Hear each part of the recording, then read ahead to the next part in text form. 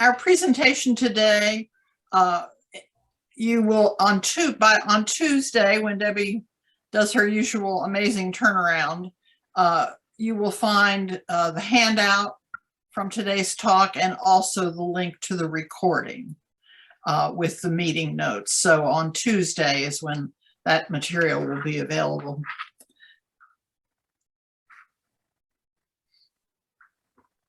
The Errolson Archives are an international center on Nazi persecution with the world's most comprehensive archive on the victims and survivors of National Socialism. The collection has information on about 17.5 million people and belongs to UNESCO's Memory of the World. It contains documents on the various victim groups targeted by the Nazi regime and is an important source of knowledge today. Our guest, and we are honored to have her as our speaker, is Floriane Azouley, the current director of the Errolson Archives. She is a French human rights expert. She was appointed head of the institution by the International Commission of the Errolson Archives in 2016. In the past 5 years of her tenure, she has repositioned the institution, raised its public profile, and implemented digitization throughout the organization. And it's really the digitization that makes these very important records available to us. So please join me in welcoming Floriane. Thank you very much, Barbara, and thank you to all of you for having me with you tonight for me. I'm very pleased and have this opportunity to say a bit more about the Errolson Archives. I have a presentation that I will share with you. So I'm going to share my screen. Here you go. I already sent the presentation to Barbara, so you can have it, of course, afterwards. I think you don't need me for that. But let's go through my presentation, and I will focus on one of our projects today, Every Name Counts, because I think and I hope it's a project you were aware of, and it's something very, very innovative that we've been doing very successfully for now almost 2 years. And with the help of many volunteers around the world, we are indexing the archives, and we think that we are finding, let's say, a new language, new forms for commemorating, and that is much more active and that it's much more appealing to younger generations. So, but let's start with a bit of history and the beginnings of the archive. So our story starts in the spring of 1945. The Allies have just liberated the last remaining parts of Nazi-controlled Europe. World War II is over. And the Allies no longer have to fight a military conflict. Instead, they are now confronted with new challenges to establish peace and rebuild war-torn Europe. And among these challenges, there was one without historical precedent, and that was having to care for millions of survivors of Nazi persecution, including liberated concentration camp prisoners and forced laborers. These people have been deported, incarcerated, exploited as slaves. Millions barely survived, and millions more were brutally murdered by the Nazis. In many cases, the exact circumstances of how individuals had disappeared, where they had ended up, and whether they were still alive or not, was unknown to family members, to friends, and to the governments of the home countries of these individuals. How would the Allies put together the pieces? How would they be able to clarify what had happened to the Nazi victims? And how would they be able to provide information to those who were desperately searching for information on the whereabouts of their loved ones? The answer, more often than not, lay in the documents.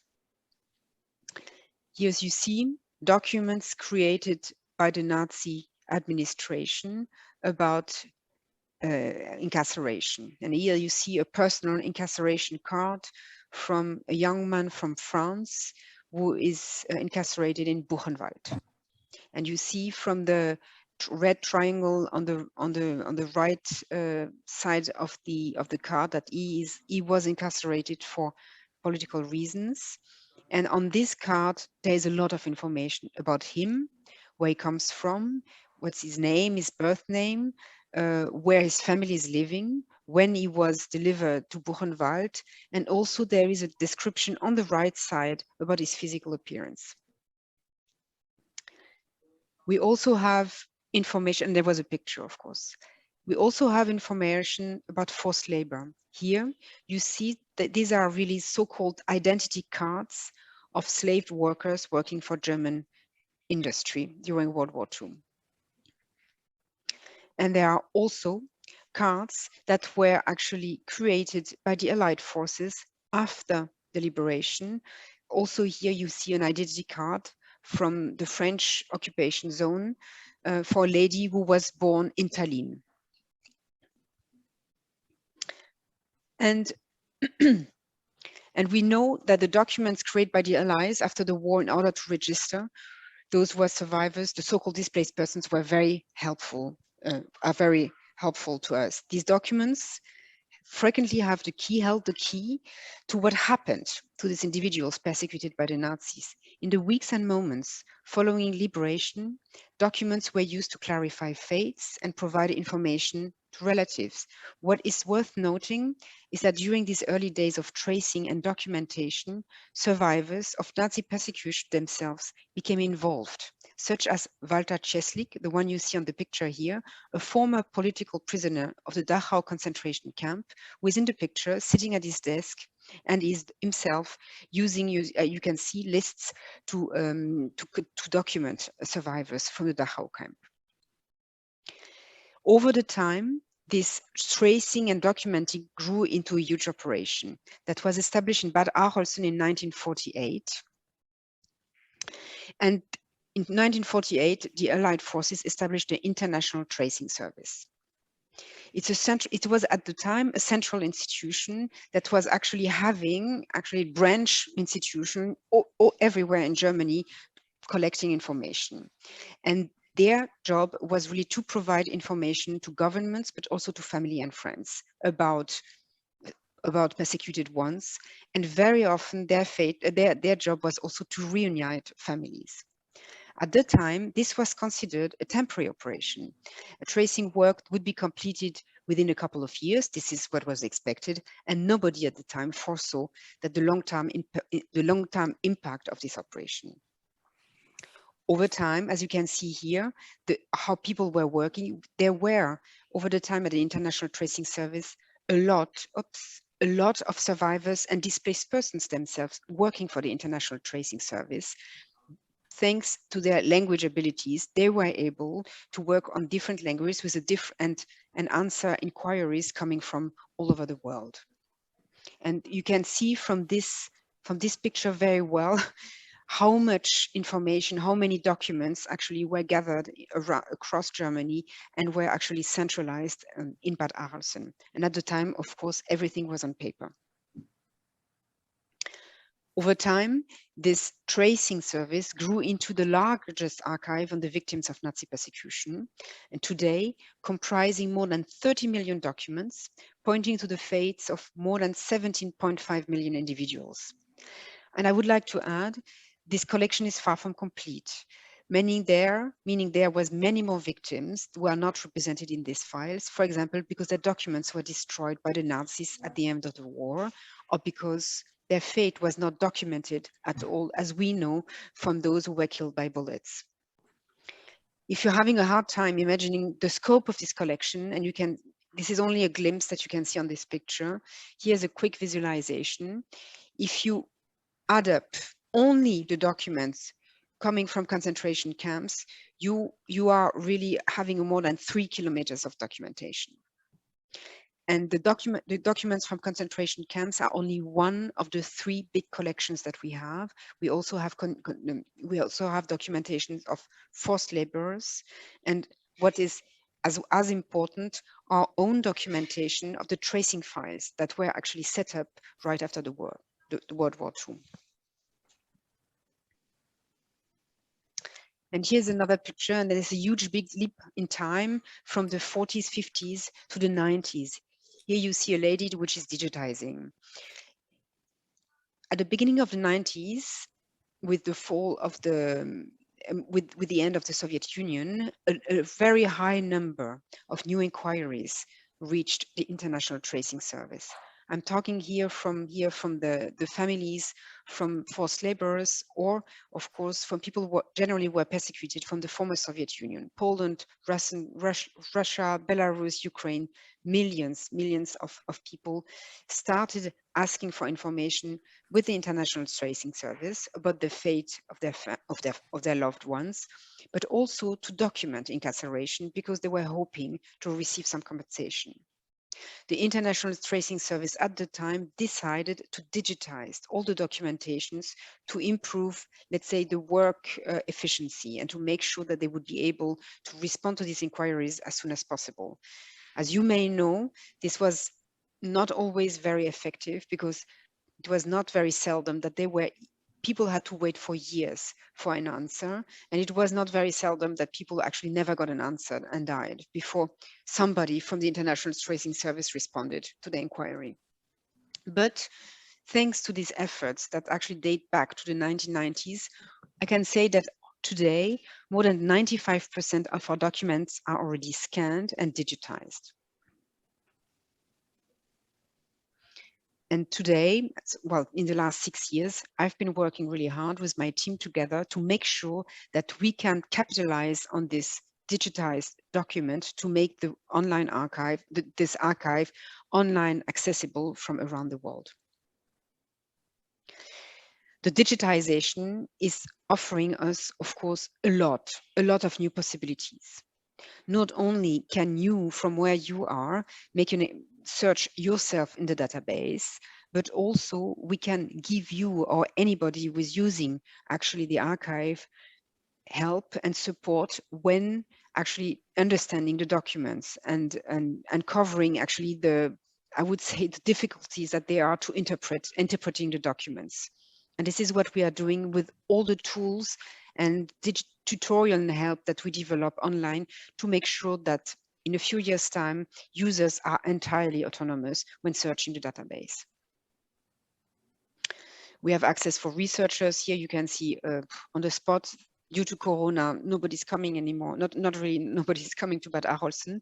But what is more important now, we are offering what we call remote access to a number of institutions. There is the online archive that is available for anybody who has access to the internet, but there is also, I would say, a more comprehensive version of the database that is access to institutions.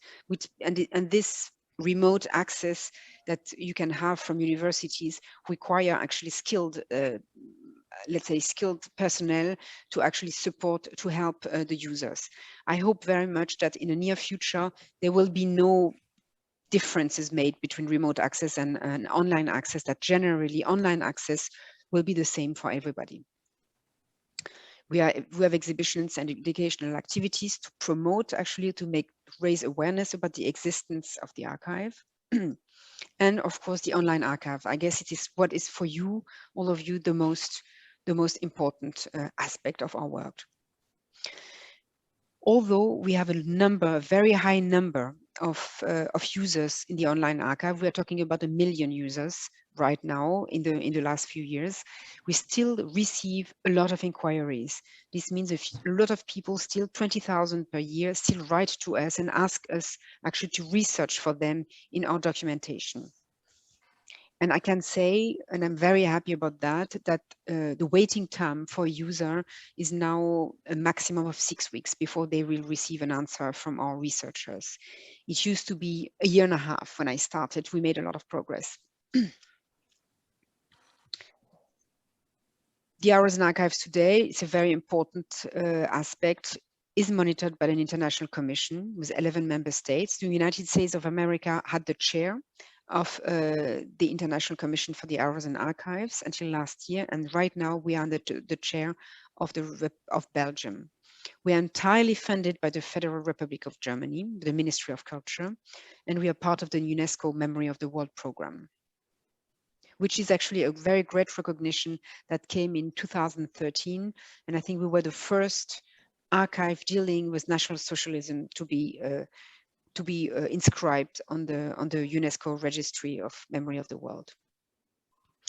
Every name counts. I would like to say a few words about that. We want to actually publish all the documentation online. As of today, I would say almost all documents are online, the ones that are accessible to the public, of course, not the most recent ones that are subjected to data protection. But the problem we have is that very often you will have pictures of documents online, but the data that is in the document, the information that is in the document that allows you to find actually the right document fitting and matching to a specific person are not all actually online because the documents have not been all indexed yet. So we are doing a lot of indexing in-house. We've worked also with companies abroad, but we discovered since the beginning of 2020 that we can appeal to volunteers around the world to help us index our collections, and that there is a lot of interest, and I would say even enthusiasm in the world to index these documents. And we have had a community of indexes that has been growing over the past 2 years. And this community is gathering today almost, I think, 20,000 people. So, but what happened, what was for us at the beginning only, I would say, a mean to an end. We wanted to have the support of volunteers to actually index all the names and all the information and to build a digital memorial, has evolved into a full-fledged, I would say, initiative that actually enables the participants to commemorate together. And in the times of pandemic, it has been a very successful way to commemorate. So the goal, I already said, the goal of Every Name Counts is really to index every single document in the Arolsen archives. And with this, to enable anybody to reconstruct the life of the people who were persecuted by the Nazis, meaning to match the documents that are actually related to one individual. The next step will be to link this database and these persons, that these profiles and biographies of persons to, of course, the sources that are present in other archives. Here you can see how it looks like. If you want to participate in Every Name Counts, we are using the free platform, which is called Zooniverse and based in the US.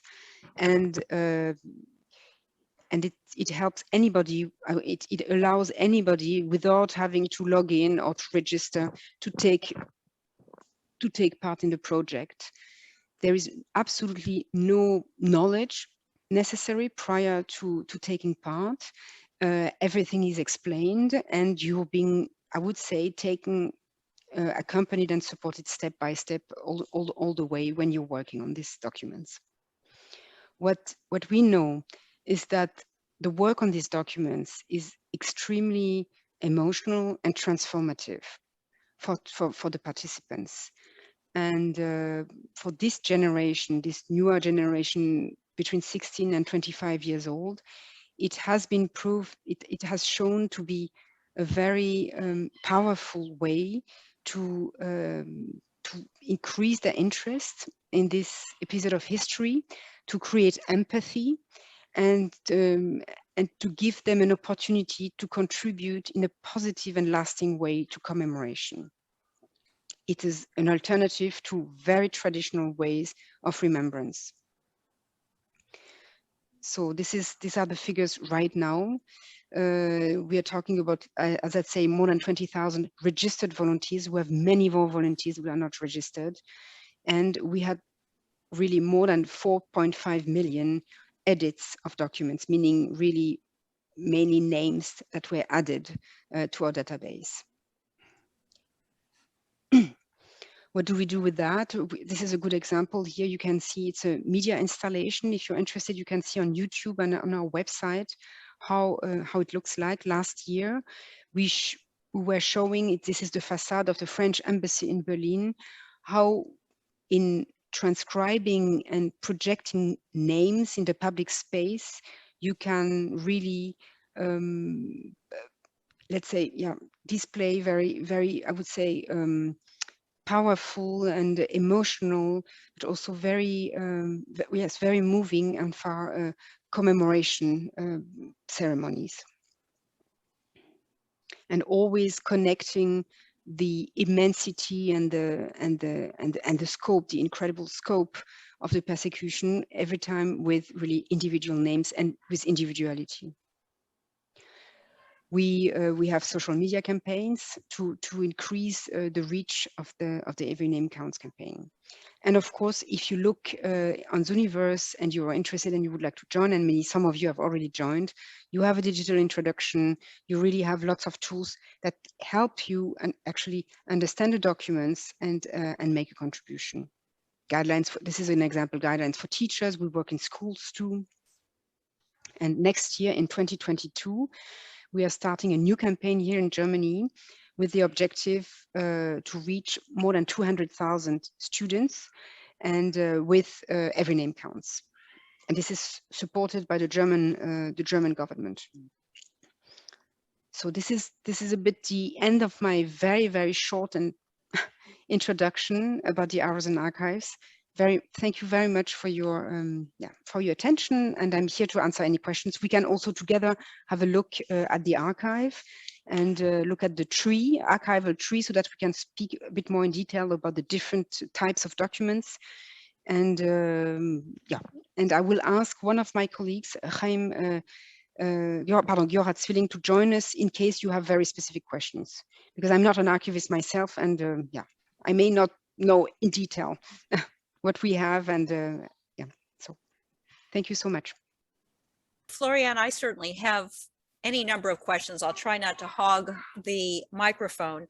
I've been the lucky recipient of many documents from Errolson, and I was wondering if it makes sense for me to, every couple of years, to request another round of research, because I know new documents come online all the time, but I don't want to be a pest or waste the time of the researchers at the archives. What would you recommend? I would say it would be certainly useful to ask from time to time, but our objective is really to have within the next years all the names, absolutely all the names that are in the archive indexed. So it means, I hope very much, and in a few years' time, when you search yourself online, that you will be able to find all the documents, and you won't need anymore the support of the qualified staff. This is really the objective. So I would say the staff is so qualified and knows, the documentation very well. So they are able, because they know the patterns, and the typical courses of persecution, and where people were going from one place to the other, they would find generally almost all the documents, because they knew, even if they are not indexed, because they would, they would be, from their experience, I mean, looking in the right lists, etc. But it can always happen that you find a new document. And what also may be interesting for you, it's something I haven't mentioned. We are now acquiring new documents, maybe not in the form of paper, because we are really interested in digital documentation, and where especially we are trying to support local initiatives, remembrance initiatives that have gathered over the decades databases of compiled databases of persecutees from a very specific place. And we have, as we have with the victims, with these people, there's a change of generation, and many of these local initiatives are wondering, where is this information that we've been compiling, where is it going now? And our attempt now is to say, you have at the Arolsen Archives a place where your contribution can be valued and shown, and at the same time where the data that you've been actually compiling and organizing can be linked to other forms of data. So this is something we are working on. And I do think that with we can, with linking other data, that again, new facts and new information will come to light. You mentioned that obviously there's a lot that we can just access ourselves. I've done that, but that for other databases, we might need to go to a university. We're very fortunate in this part of North Carolina to be right in the middle of Duke University, NC State, and the University of North Carolina at Chapel Hill, and a number of smaller, well-known universities. Would we be likely to be able to get access at one of the places I just mentioned? Not yet. They don't have any access right now. We just Okay. started. Actually, where you have access to all the information is the US Holocaust Memorial Museum. That's where they have had a copy of our archive, and they have an updated copy every year for 20 years. So this is where you have the information, and we are more and more actually reaching out to new universities and offering them remote access. But as I said, I hope very much that in the next, let's say, 5 to 10 years, basically there will be no difference anymore between, you know, the remote access, let's say the access for super users who know very well how the database is organized, and anybody and a casual user. That's what we are working on. We'll have a new database actually running. It's being developed, running as of in 18 months. And I hope so that we just really will eliminate, I would say, this distinction between super user and casual user. So right now, only the US Holocaust Memorial Museum in the US, but they are also very quick with responding. Let me defer to my colleagues. Who else has a question for Floriane? Floriane, was there any effort that you're aware of made in Russia or any of the Russian countries to help their displaced persons at the end of the war? And do you ever expect to get those records? That's a difficult question. Yes, there are. I know there are archives in Moscow, and we are in touch with our colleagues there. I mean, they still have actually, you know, that when this is also different. Okay, so Russia, yes, difficult. Ukraine, for example, is much easier for us. We do have access to lots of documents from Ukraine, and in cooperation with our colleagues from Poland, we are actually digitizing and indexing documents from Ukraine now. So, you know, it's really let's say a joint effort.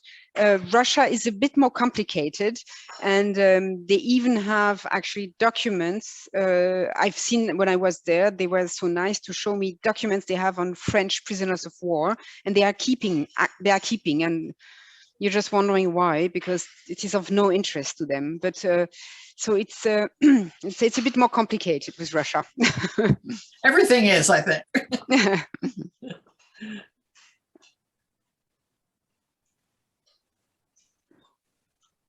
Sorry, who else would like to ask a question? Would you be able to show us an example of how you research somebody that was in a concentration camp? I think we should do it. I hope that my internet connection is fast enough. So let me just open the browser. Errolson Archives, online archive. Okay. I'm just opening it, and then I will put on the screen. Okay. So where were you? Okay, so I'm sharing my screen again. Where is it? Where is it? Oops. Why is it not working? Okay, wait a second.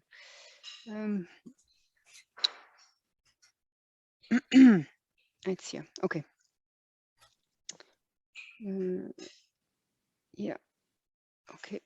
Okay. So here you are. Can you see my screen? I guess yes. Huh? Yes. You see search and explore. So you are just simply on the website of the Errolson Archives. And if you go to online archive, you come to search the online archive. Exactly. Here we are. So, okay. So you have a declaration of consent, the terms of use. All right. Here you go. So you have two options. You can browse through the archives, and here you can see the organization of the documentation. You have here what we call incarceration documents. these are the documents on concentration camps, as you can see. It's many. I have the information about my son's mother-in-law. All right, so we will search this through the search engine, and then you have different other files that I will maybe, which is interesting for you as well. Where is it? Death marches. Okay. So this is camps and ghettos, and then here are the other different documentations that we have. So search, then you can go to search. You can search for topics or names. Let's try. So would you give me the name? Her name was Giselle, Gizelle, and her last name was Gross, Gross. Yeah, like this. Yeah, with a Z instead of an S, but I don't know how. Here it was a Z. G-I-Z, yeah. Yeah, okay. So here I include synonyms, so maybe I should take them out so that we have less, and then we can include them.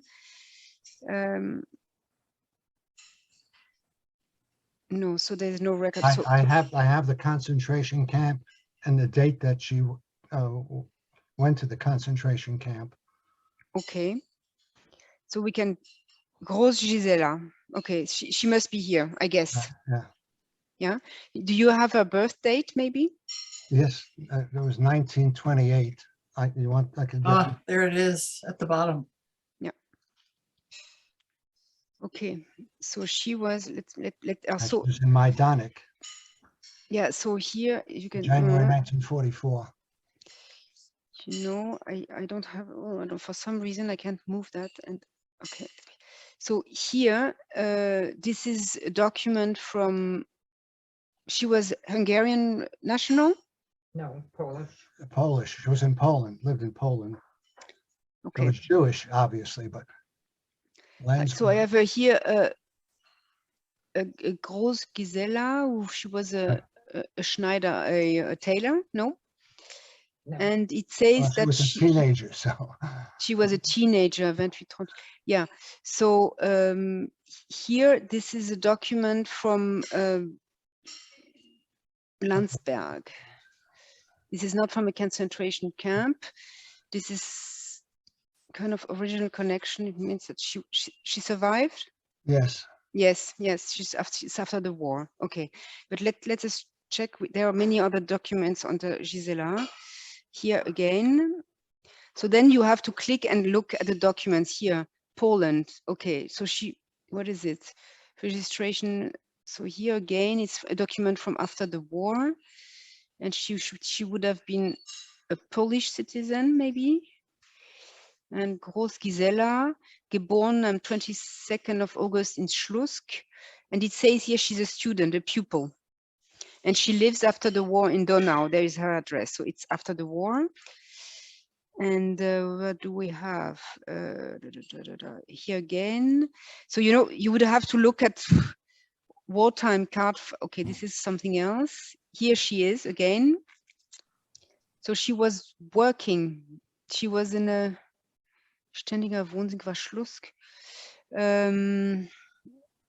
Somehow I don't know here. This is not about a camp here, but this Juni 45. Okay, so this is June 45 again, and that's where she wants to go. She wants to go to America, or she went to America in 1946. So this is this.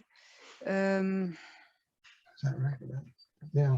So you see, there is a lot of that corresponds with the information. Yes, and here you have a CM1 card. This is very important. So if it's the right one, Gross David. Was David in the family?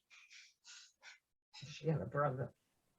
She had a brother. I'm relying on my wife, but I'm going to look at my family tree and see what information I have. So here there is a lot.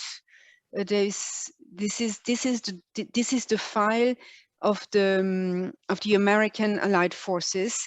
So if it's her or her family, then you have a lot of information here. This is worth looking, because they are saying where they want to go. Gross, David, Livia, Gisela, Ilona. So 3 sisters. I mean, you have to check all of that. I mean, there's a lot of information here. Yeah, I have her birthday was August 22nd, so that's That my would be, yeah. So here, and then you see Gross, Gisela, we have a lot. And what is difficult for us, and it's difficult for me too, and I'm not an historian, so you can see, there's a lot of still of legwork for us to do when we find this. We have to look at the document, etc., etc. I hope, and then let's say sort out what is the right document, what is not the right document, what belongs to the person, and what matches, what is a match for this person or not. And our aim is that in future, actually, with the more indexing information that is now being indexed by the volunteers, but also with better algorithms, you will be able, if you ask for Gisela Gross, the algorithm will, gather for you, collect for you all, identify for you all the relevant documents, and maybe also organize them in the right chronological order, or how you would like to have it, so that it's easier to use. But Okay, that's an example of how much there is, and some of it is not relevant, and you have still to go through it yourself. Okay, so for the people in Raleigh, Gisela Gross is Gisela Abramson, who was the principal at Beth Orr for many years. So I knew her so well, and whenever I see a written record where I knew the person was standing there giving the information or whatever, it gives me such chills. Yeah. Yeah. Okay, who else would like Floriane to use her magic fingers here to find some information? Jeff, weren't you and your dad, didn't you both recently contact the Errolson Archives about your family history?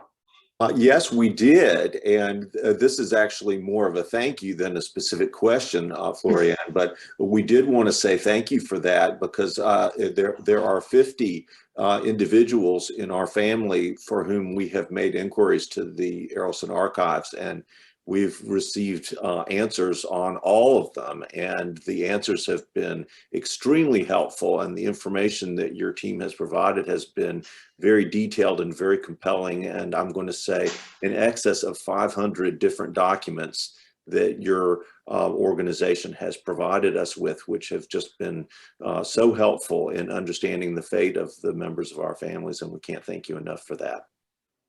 I'm very happy that we could be helpful.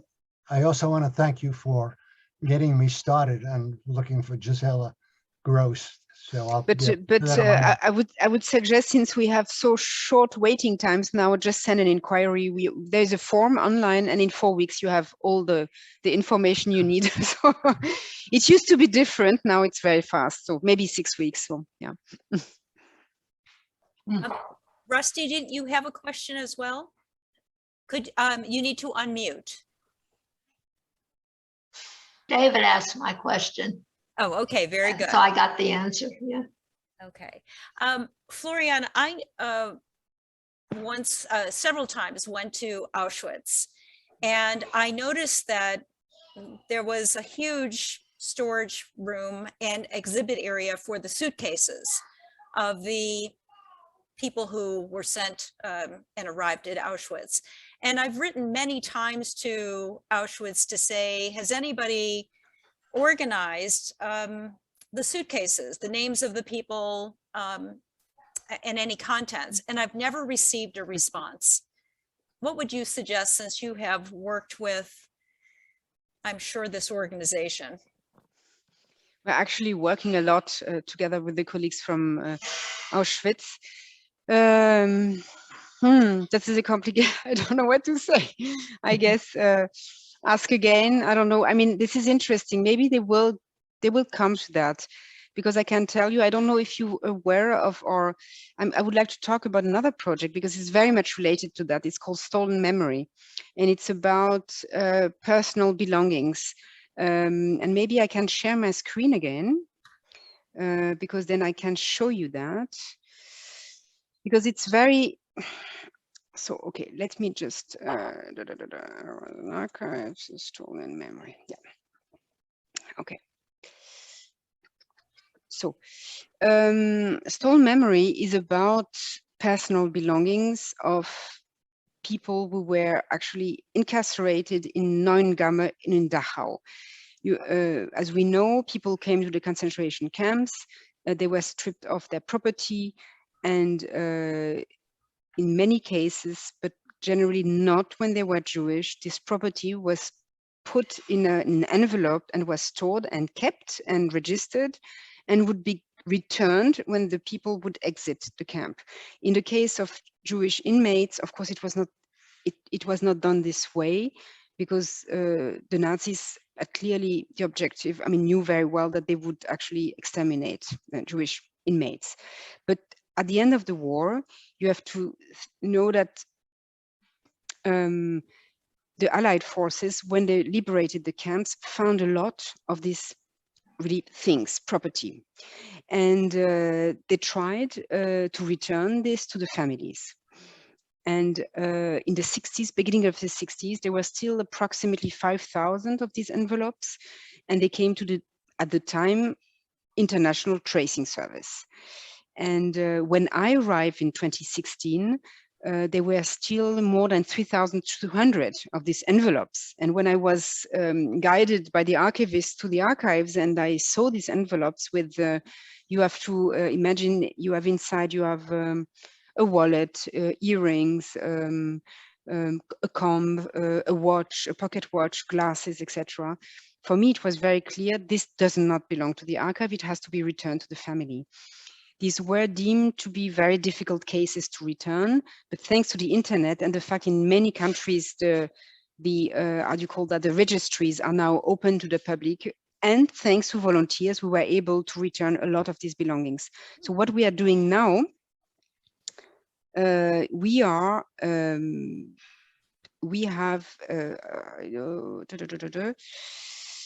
just showing, see if I can show you. You said this was contents from the Neuengamme camp system in Dachau. Yes, yes, yes. Not, it's mainly not Auschwitz. no. Okay. So, but here we have actually. So look, this is what I'm talking about. Now, this kind of objects. You have a lot. It can be an important document. It can be. Yeah, it can be it can be anything. And then what we do based on these documents, we return the documents, but we still actually organize exhibitions about the person who was the owner of this belongings. So we return the belongings, but generally the belongings are an opportunity to tell the story and to actually touch really the hearts, I would say, and minds of those who visit the exhibition, because it's very, very personal. In this case, this is Mr. Tomasik was with the first transport of Polish political inmates who came in Auschwitz in June 1940.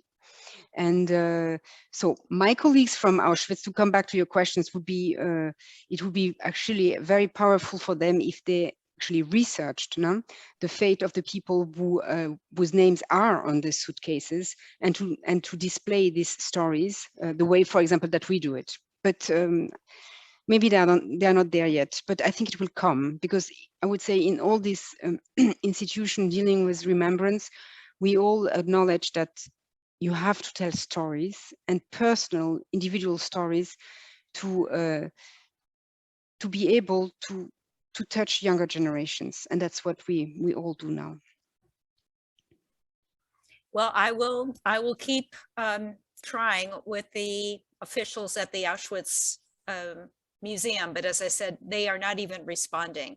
And I just think maybe my mother's suitcase or her parents' suitcases are there, and there might be something precious like a photograph for me. Yeah, that's all. Yes, I want. and this, yes, and that's something.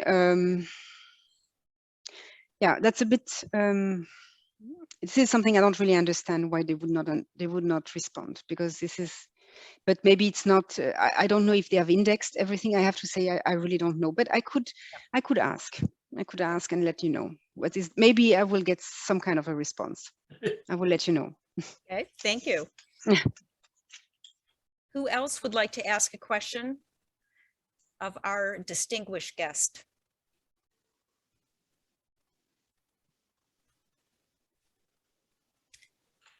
Again, I don't want to hog the microphone, although I could. I don't have a question, just to thank you. I have a 90-year-old cousin who is a Holocaust survivor, and we have managed to find dozens of records about him and his brothers and his sisters, fortunately, all of whom survived, but we found all kinds of records through the archives. And I just wanted to thank you for the job you're doing. I wanted to ask you, how would somebody go about signing up to do the indexing? How could I? I'm sorry. I didn't get the question. How can I sign up to help to volunteer? So, for the indexing? You don't even need to sign up, but do you want us to have a look quickly on how it works? Yes. Yeah. Okay, so let's go back to this, and so I told you it's Zooniverse. It's on Zooniverse. As of next year, we will have our own platform. Every name counts. Okay, Zooniverse. Every name counts.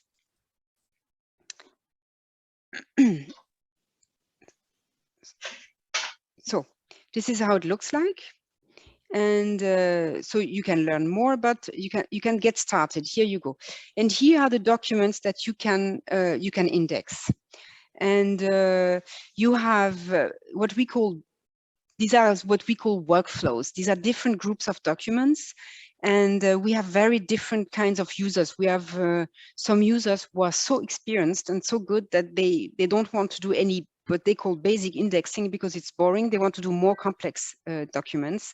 But when you start, I would always go to where basic is written here. So basic Buchenwald prisoners registration form. Okay, so you click and then you get continue. General information, blah, blah, blah. So generally you're supposed to read all of that. And then here you see how it looks like. So here you have the birth date. You would write the 4th of February 1905. And then, so let's do that. So you see, you don't need to register for anything. Does it work? Yeah.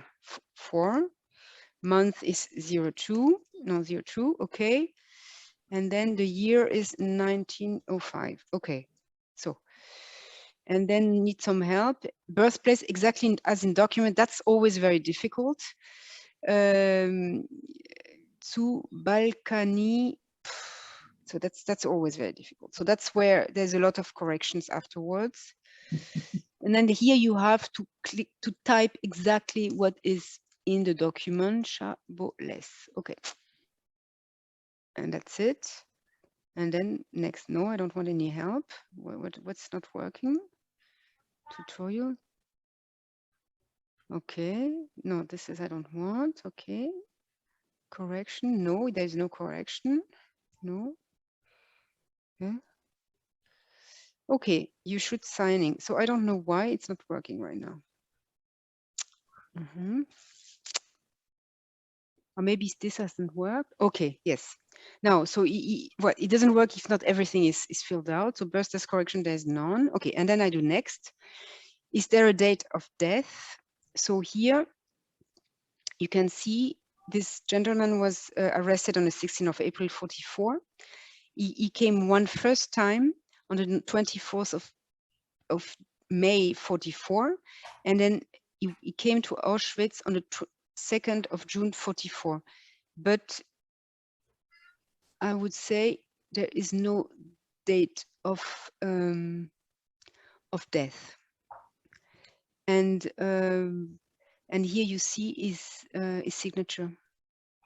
So that's when he went. So I would say no. and next. Type of detention.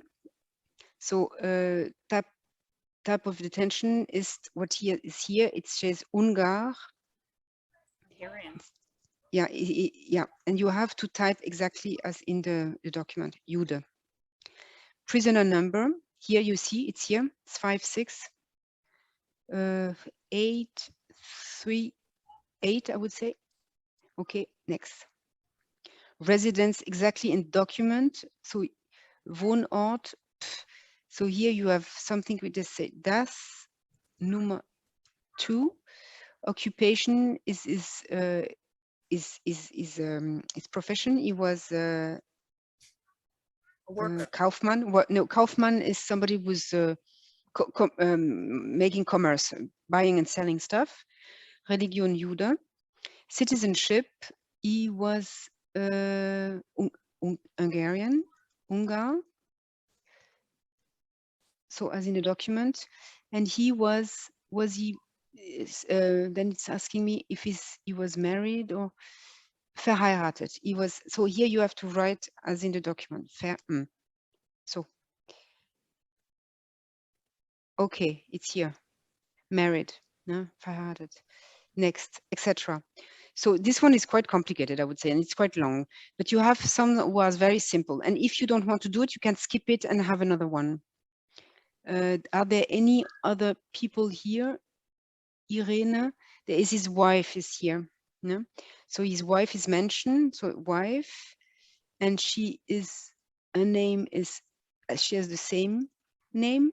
Her first name is Irene, without an E, and she's Hella. Hop. So is the residence of the relative identical to the main persons? Yes. Next. Are there any other relatives? No. And I'm done. And that's it. And then the next one will appear. And if you don't want to do this one, you can jump, you close it, and then you open another one. So that's how it works. Sounds like you need to be able to read German at least. So reading German can be very useful, but actually what happens in the tutorial, normally they will explain to you where are the information you're searching for, where it is exactly in the document, because the documents are not in this case, but there are many workflows where the documents are always looking the same.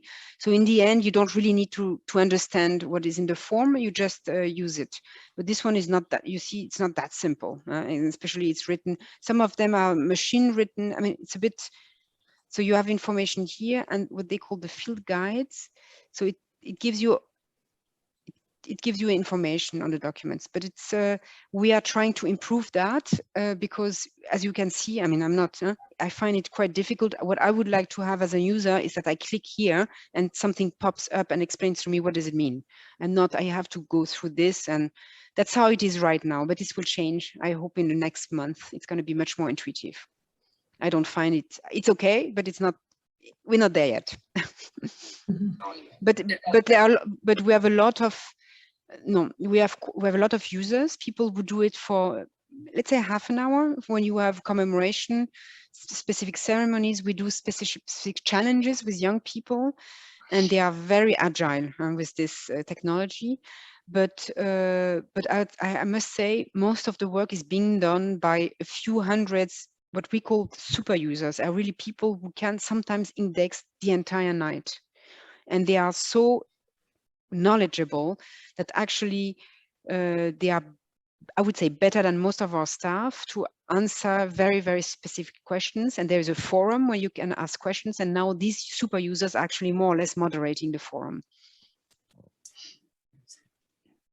Thank you. Floriane, you mentioned earlier that you've seen a rise of anti-Semitism in Europe, and we've been following this. Of course, the Jewish communities in the United States are very worried about the anti-Semitism here. But can you be more specific about the response in Germany? I noticed in my travels that the German government and German education systems seem to be very attuned to Holocaust education. There are memorials and museums everywhere you go. So is the is anti-Semitism as big a problem in Germany as it is in places such as France, for example?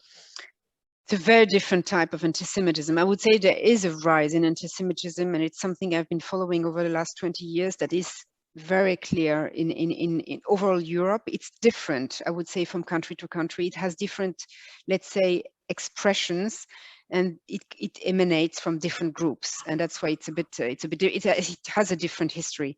But in Germany, the response of the authorities has been really, I would say, from very early on, very clear and very rigorous.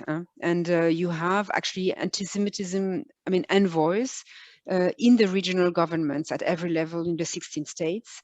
In some states, they may be less active, they are less prominent, they have a less high political profile. So, you know, it depends. But they exist, and they are the ones who are supposed to coordinate all the efforts when it comes to anti-Semitism on a regional level. What you have is also the acknowledgement, and this is quite new because 10 years ago, everybody was saying, if you do Holocaust education, it's enough to address anti-Semitism. And now in the meanwhile, finally, most of my colleagues do acknowledge that actually Holocaust education, well, doesn't prevent and is not addressing anti-Semitism, so that you need different instruments. And that's why I think that's why you have a lot of initiatives also in Germany to fight anti-Semitism, but it's also at the same time to fight radicalization, which is a big issue here.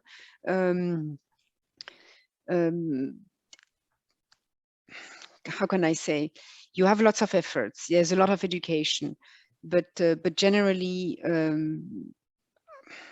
I'm not sure. I mean, when anti-Semitic incidents are being recorded, which is a big progress, they are being addressed when they are recorded and by the police, then there is a response by the justice system that is firm, that is very firm.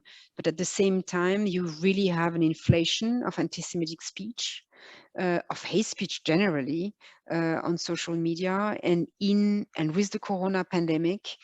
In the eastern part of Germany, you have really an inflation of, it's a mix of anti-state, conspiracy theories, and anti-Semitism. It's virulent, and it's combined with, I would say, a form of despair when it comes to economic, let's say, opportunities, and in general with opportunities in German society.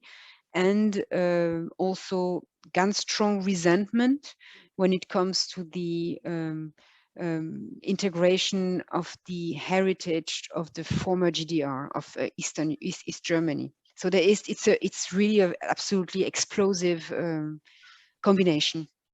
And German politicians are quite, I would say, at a loss, don't really know how to handle that properly. Yeah.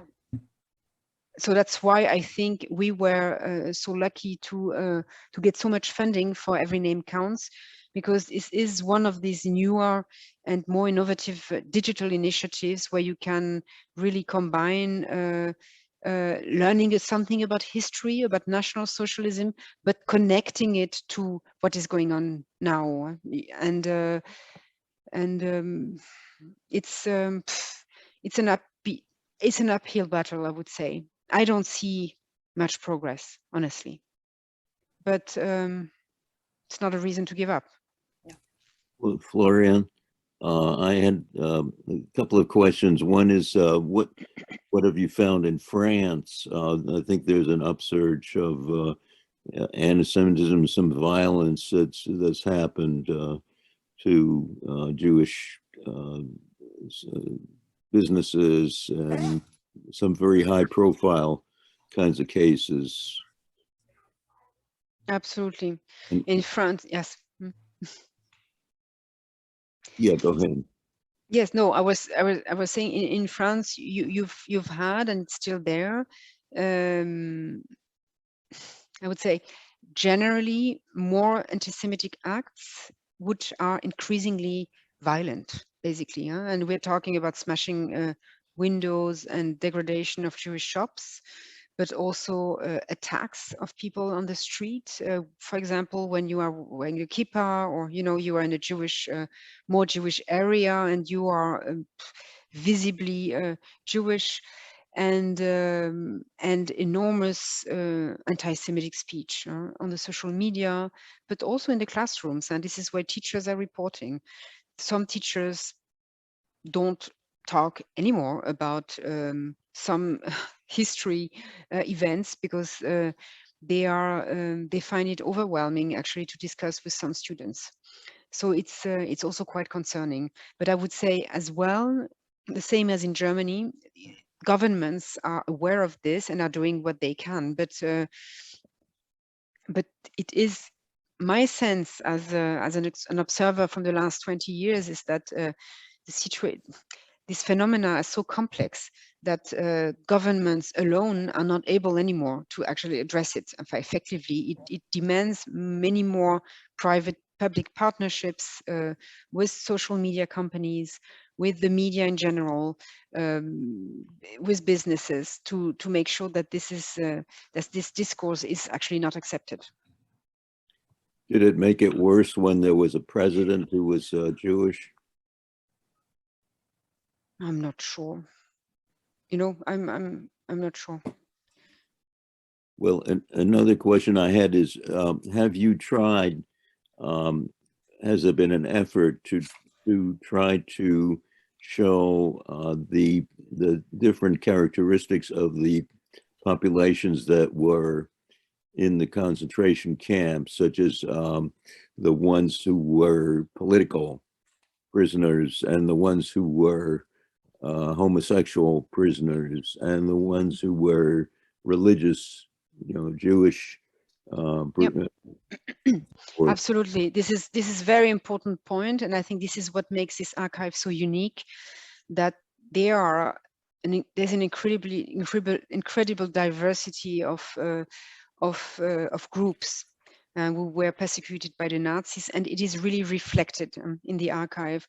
And what we do when we have these conversations with students, for example, is always have as a starting point a biography, really a very personal history story. And of course, you have stories of Jewish people, but also of homosexuals, of political prisoners, of Jehovah's Witnesses, of also of disabled people with disabilities, and so on and so forth. So with this, you manage actually to always to find access to somebody, because there is always somewhere something in common they have with somebody in your audience, and that's how we manage actually to have this entry point, to open their hearts, and then to have a different conversation about the events of the past and what it means today. Thank you. Herb, did you have a question? No, not specifically, but I'm learning an awful lot and appreciating it. Floriane, I noticed when you were initially showing us the website and the inventory that you had a section on death marches. Are these death marches? My father was on a death march from Bor, Yugoslavia. I think Bor is now in Serbia. But when I did a search, I didn't see anything about that march specifically. My father went from Bor to Flossenburg to Buchenwald and wound up at Dora Nordhaus in Mittelbau. Is there no, does this, when I do a search and there's nothing on Bor, does that mean there are no documents that you have at this point? So we may have documents. So first of all, this is quite something, an ordeal your father went through. We have, so you have to know that these death marches, that the documents that we have are documents that were, it's very interesting, they were actually created by the staff of the International Tracing Service after the war. They went themselves on these death marches to draw maps and made inquiries in every village they passed, in everywhere where they passed, if there were any people that were buried along the road on the death march, and then to mark these the names, if there were names, or only the nationality, if there were nationality.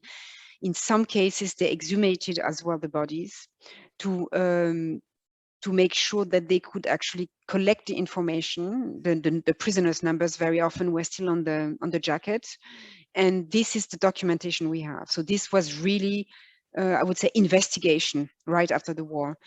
It's quite impressive. So what we've done, you can see online. We have these death marches. These maps are online, and you can actually search through them. And I don't know. Maybe they didn't go all the way through Bor. I have to admit, I don't know. What I remember from the maps we have, they are all maps from within the territory of Germany. Okay. So it can be that it's not the entire march that we have, but probably a section of the march was probably documented.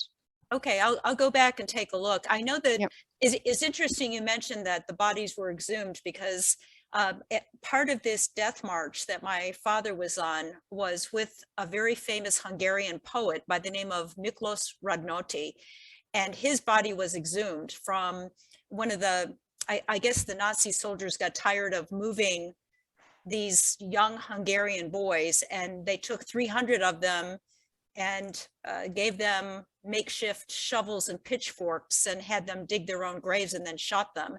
And Miklos Radnóti was writing poetry all during this march, and they found when the bodies were exhumed, they found his last poems in his pocket with his number there as well. And so that's actually how I knew a little bit more about my father's story, because it was vaguely connected to him, this poet. So I'll go back and take a look. You should, and we still have, which is absolutely, I would say, grueling. I was so shocked when I saw them the first times. We still have some pieces of cloth with the numbers. They were kept in the archive. Well, this has been a remarkable conversation. Would you agree, everyone? Yes. Yes. Would anybody like to ask any additional questions? It's quite late for Floriane in Berlin. Any other additional questions? Barbara? Well, I want to thank you for staying up late and telling us about the archives, because somehow we think we know how terrible everything was. And yet when we see some of these records and hear some of the experiences, it's shattering. It's hard to imagine the effort they went to do this evil. But I think we have to remember. Yes, absolutely. Absolutely. Right. Thank you so much. Thank you, Floriane. Thank you so much. Can I ask you a question? If you is there a federation of the Jewish genealogical societies in the US? Yes. I was wondering if you would be interested in at a federation level or whatever regional level we would be very, very honored to do that. We could organize a crowdsourcing evening or day, or depending on the different times, that we could actually, that's what we did during the 9th of November with students here in Germany. We had students from all over the country, and we had our staff helping them and responding to questions. And we had a challenge, let's index blah, blah, blah together this group of documents. And it was actually, I think it's a beautiful experience, because it's not only, each and every of us being on their own, but it's also being together to do that. So if you would be interested, I think this is something we could organize. We can organize until 200 participants. This is no problem. Wow. Floriane, you'll be hearing from me about this. It's a great Wonderful. idea. And wonderful. I think it's also, as you pointed, I know that Roxanne pointed out, it looked like it's difficult to read these documents, but in fact, you get used to the language very quickly. I think Jeffrey might concur, since he was working with 500 documents. You start to, you know what Geborenen means, and the word for transport and concentration camp. It gets pretty easy after a while. So I will be in touch, Floriane. I need to talk to the right people at the International Association of Jewish Genealogical Societies, and maybe we can do this at the beginning of the year. This is really wonderful. This would Wonderful. be wonderful. Yeah. It'd be a way to thank you and your wonderful staff people at the Errolson Archives. Thank you so much. Thank you. Thank you so much for inviting me. I'm very, very glad. And I'm sorry Thank you. I made you tremble. I'm fine now. Thank you. A few pills and it went away. All right. Take good care of all of you and your loved ones. Bye-bye. So I'll stay for David. He's got some information for us as well about doing some research. Thank you, Floriane. Danke. Merci beaucoup. All right. I got to practice my very basic French there. So David, have you been stalking some cousins? Wait a minute, David. We need to ask you to unmute. You're still muted, David. There we go. Yeah. Yeah. Yeah. Okay. We hear you. So I'm going to find my little presentation here. While you're looking for that, I don't know if you noticed over here my plastic boxes. This is the Fried archive. I couldn't figure out what to get my daughter for Hanukkah, and she said, "Mom, if you would organize my husband's family photos from the last 100 years, I'd be most appreciative." And I got 6 laundry baskets of photographs willy-nilly thrown in with documents, bank statements. But it's getting there. Slowly but surely, I've been working through it. It's been fun. I've learned a lot about my son-in-law and probably some things I didn't need to know too. Can you come to our house next? I don't know, Ava. I'll let you know when I'm done here. All right, David, do you need some help? Possibly. You need to go down to the bottom of your screen where it Right. says screen share, and there's a little like Right. carrot to the right. Right. Share screen. Yeah. There we go.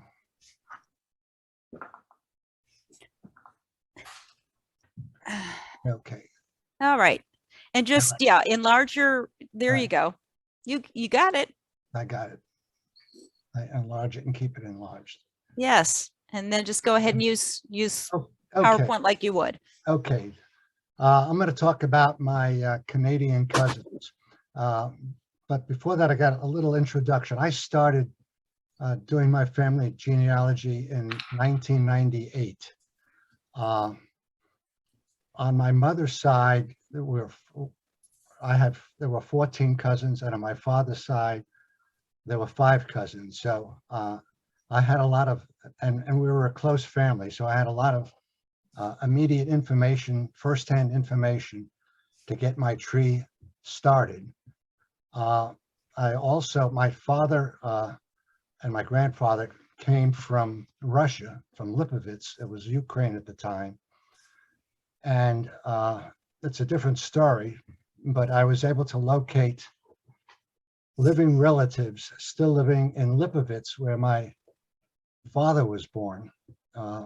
And from that information, I was able to get this information I'm showing now. So my grandfather was Max Zendels, and he married Rivka Berdychevskaya. And Rivka had 4 other siblings, Joseph, Nachum, Leah, and Dina. And I'm going to talk about the descendants of Leah Berdychevskaya. So how did I even know that I had cousins in Canada? Well, when I was in my early teens, my parents took me to Niagara Falls, and I remember going into Toronto and visiting cousins at that time. But for years and years, I was never able to locate these cousins. So if we take a look at Leah, which was a sister of my grandmother, Leah married somebody named Jake Galitsky, and they had two children, Anne and Sarah. And my mother saved, I had boxes and boxes of photographs from my mother. And I actually found this picture of Anne and Jake and Leah and Sally in Toronto in 1933, in August of 1933. My parents got married in August of 1933, and obviously they made a trip into Toronto to visit their cousins. So the challenge was to find out more about these cousins, which, so I had this picture and I had the visit to Toronto in the early 1950s. I remember that. I know I had pictures. I haven't been able to find those pictures. So, so now I know there's cousins, but it's a question of getting more information about them. I eventually found out that Anne, this would be my father's first cousin, married a High Cooper, and they had two children, Cheryl. I had one child, Cheryl, and the other cousin of my father, Sally, married Harry Grossman, and they had two boys. So the next thing that happened is Norma and I got married in 1959, and we actually and we invited these cousins to our wedding. And actually, this is the letter we got from High Cooper, who apologized for not coming to our wedding. So there's more information, little bits of information about possible cousins in Canada, but I still wasn't able to find these cousins. And then I remember in the 1980s, I think it was, one of my first cousins living in Rochester, New York, there was a son's bar mitzvah. We went to the bar mitzvah in Rochester, New York. And after that, we went into Toronto looking for cousins again. And we went through the phone book and I called all the people named Cooper, couldn't find High Cooper. We went to the Jewish Federation and tried to get lists of memberships, and we couldn't find the cousins. So it was kind of like a dead end. But then in 2011, I got a letter or an email from a cousin, not on this side of the family, but on my mother's side of the family. I'm going to read the actual email. This is from David Moulter, who is my first cousin's son. And he wrote me, says, this person contacted me because David Moulter put up a website, developed his own family tree program, and I gave him the information I had. He said, this person contacted me about the surname Berdzhevskaya. And he says, I believe this information came from your contribution. Please feel free to follow up directly with Cheryl on a question to me. So here in December of 2011, all of a sudden I discover my Canadian cousins. Cheryl writes, I am the granddaughter of Leah Berdzhevskaya from Lipovitz, which is where my grandparents came from, or my father. And she shows up on your website as being one of 5 siblings. How can I find out who has posted this information on the other siblings? I live in Thornhill, Ontario, which is near a suburb of Toronto. And Leah married Jake Galitsky and emigrated to Canada in 1923. They had 2 daughters, Anne and Sarah, and I am Anne's daughter. So now I've discovered my cousins. They discovered me, all right? And I kept up a correspondence with Cheryl for 8 years. And finally, Norma and I decided to go up to Canada in 2019. And we actually met these cousins. And so here's a picture of me, and there's Cheryl, her husband Hirsch, and Norma. So all the research that we talk about, searching on the internet and looking for documents, all of my research was done through personal contact. and personally meeting people. So that was exciting. So we spent a whole week in Toronto with these wonderful cousins. This is one of Cheryl's first cousins. This is David Grossman. He was a journalist for the Toronto Star for 30 years, won many awards, had his own radio program, TV program on high school sports. A real fun guy, and I've been corresponding with him. And being a sports writer, when I send a short email, I get a very long email back from him because he loves to write. And then his brother Jack, an older brother Jack, is an attorney and also was a judge in the Ontario Court of Justice. And I've been corresponding with Jack also.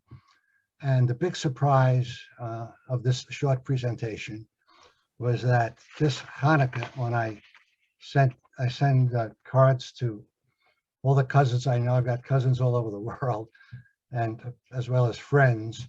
I believe it was his wife who answered with a happy Hanukkah, and she put another line in there. She says, Jack just finished a book that's been published and it's available at Amazon, and the name of the book. And so I immediately went and bought the book. This has just happened 2 weeks ago. And the book is called Decisions. It says, My Memories as a Lawyer and a Judge. And the book is 300 pages long to talk about writing about when you have a genealogy chart, it's just names and dates and places, and you don't have any narrative. And now I have 300-page narrative, which I've read already, which is fascinating because he talks a lot of how he made decisions and actual cases as a lawyer and as a judge. And he writes it, as he says, as though it was a conversation with you. And he's, I'm a big kibitzer. David Grossman is a big kibitzer. Jack is a big kibitzer, and it's really a delightful story to read. And so the book has been reviewed by a lot of people. So I'm just going to read a little bit. Jack says in the introduction to his book, my book was not written to be read, but rather it reads like me talking. He says, and I learned more. And so in his book, he covers a lot of his early days when his grandparents and his mother left Lipovitz and settled in Toronto. So his grandparents came a few years after my grandparents. I guess my grandfather and grandmother were kind of the pioneers of the family to come to America and reported back to the rest of the family in Lipovitz. And I've got stories about all the other brothers and sisters of my grandparents, and I've been able to trace down a lot of them. But one of the reviewers says, the book is a legal tale that is both entertaining and meaningful. Grossman writes with the wit of a defense attorney, the wisdom of a judge, and the charm of a compassionate man. And this is the impression that I have from Jack, having met him in Toronto 2 years ago. And I know more about him from the lengthy emails that we've been corresponding. So this was a real find to find 200-page narrative of somebody's life. And he's planning on writing it. It took 16 months to write this book. And he's planning on doing his memoirs and more about his personal history. So I told him to let me know when that book is finished, and I'll be reading that also. So it's just fascinating to find out and learn so much about my cousins. So a lot more cousin stories to tell in the future. I've got, I don't know how many second cousins, but lots and lots and lots. So that's kind of my little tale. So it was a very nice Hanukkah surprise to find and get a copy of Jack's book. Anybody have any questions? It's not David, you're the king of cousins. I've never, you really are. How about how difficult it is to search Canadian stuff because they keep things 100 years, right, before they will release Right. I've had records. very little success going through Canadian archives. So the fact that Cheryl found me 10 years ago, that it's fast. It really opened the door to my Canadian cousins.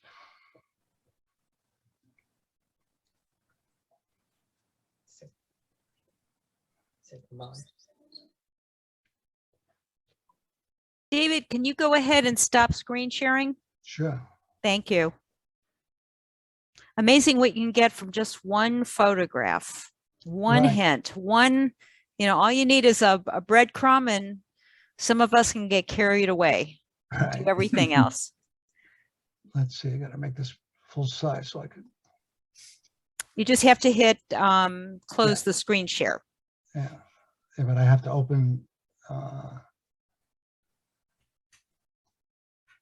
don't see it on here. It's just the screen share. There should be At the a very bottom. Yeah. I know, but I have to make the screen bigger. Okay. Did it. I got it. I got it. Thank you. All right, Barbara. Anybody have any more questions for David? I think his talk is a good prelude to our February meeting, which is finding semi-distant cousins. Yeah, Herb is going to be doing that. He's on the screen. Go ahead and wave Herb. And I guess my job is to remind Mike on January 8th, the day before his presentation, that he has a presentation, right? Yep. Okay. So folks, on Tuesday, look for Debbie's notes on the meeting. Mhm. And if there's no other business, Just happy holidays to everybody. happy holidays. Happy holidays. Last night of Hanukkah. Okay, everybody be well, stay well. Stay well. Happy New Year. Okay, Thank you. bye-bye. Thank you.